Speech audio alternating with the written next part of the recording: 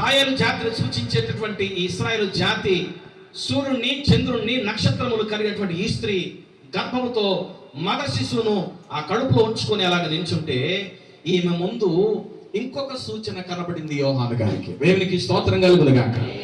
ఏంటి ఆ సూచన అంటే, ఒక ఎర్రని మహాఘట సర్పము. దేవునికి స్తోత్రం కలుగును గాక. ఎర్రని మహాఘట సర్పము ఈమె ఎదుట నించుందట. ఈమె ఎదుట ఎర్రని మహాఘట సర్పము ఈమె ఎదుట నించున్నట్లుగా మనం చూస్తాం. చూడండి, ఈ ఎర్రని మహాఘట సర్పానికి ఉన్నటువంటి తలలు ఎన్ని? 7 తలలు. తర్వాత 10 కొమ్ములు ఉన్నాయి. దేవునికి స్తోత్రం కలుగును గాక. 7 తలలు కలిగినటువంటి ఈ యొక్క మహాఘట సర్పం, 10 కొమ్ములు కలిగినటువంటి ఈ యొక్క మహాఘట సర్పం,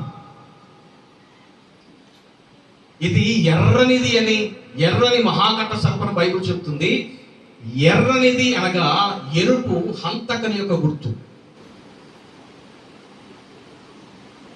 బైబిల్లో మాట ఉంది, వీడు ఆది నుండి నరహంతకుడట. ప్రైజ్ ది లార్డ్, హల్లెలూయా. చదువుదాం వాక్యాన్ని. దేవునికి మహిమ కలుగును గాక.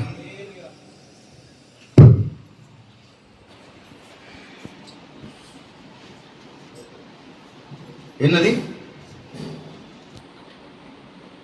దేవునికి స్తోత్రం కలుగును గాక. హల్లెలూయా.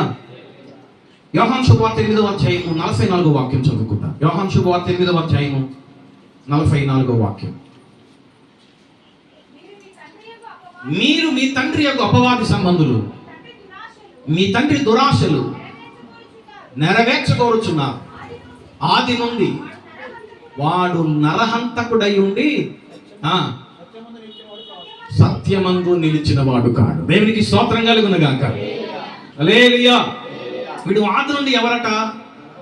నరహంతకుడు. ఆది నుండి నరహంతకుడు అంటే మనుషులను చంపేటటువంటి ఒక హంతకుడు, లేకుంటే భయంకరమైనటువంటి దేవదోషణ కలిగినటువంటి వ్యక్తి. వాడి మనుషులు చంపడమే వాడికి ఇష్టం. వీడు ఎవరు అంటే, వీడికి విలక్షణమైన కొన్ని లక్షణాలు ఉన్నాయి. ఏమిటంటే, వీడు మామూలుడు కాదు. ఈ సైతానుడు, వీడి హస్తాల్లో లోకమంతా ఉంది. దేవునికి స్తోత్రం. రోజు యేసుక్రీస్తు ప్రభువుతో వాడు మాట్లాడుతూ అంటాడు, నాకు మొక్కితే ఏం చేస్తా నేను అంటే. ఇప్పుడు ఎవరి చేతిలో ఉన్నాయన్ని? ఎవరి చేతిలో ఉన్నాయి? సైతాన్ యొక్క చేతిలోనే ఈ లోకమంతా కూడా ఇప్పుడు పకడ్బందీగా ఉంది. రెండవది, వీడు మహాభయంకరమైనటువంటి ఘట సర్పం. ఈ ఘట సర్పం, ఈ ఎర్రని మహాఘట సర్పము సూర్యుని, చంద్రుణ్ణి, నక్షత్రాలు ధరించుకొని గర్భవతిగా ఉన్నటువంటి ఆ ఇశ్రాయేలు జాతికి సంబంధించిన ఆమె ముందు వీడు నిల్చున్నాడు.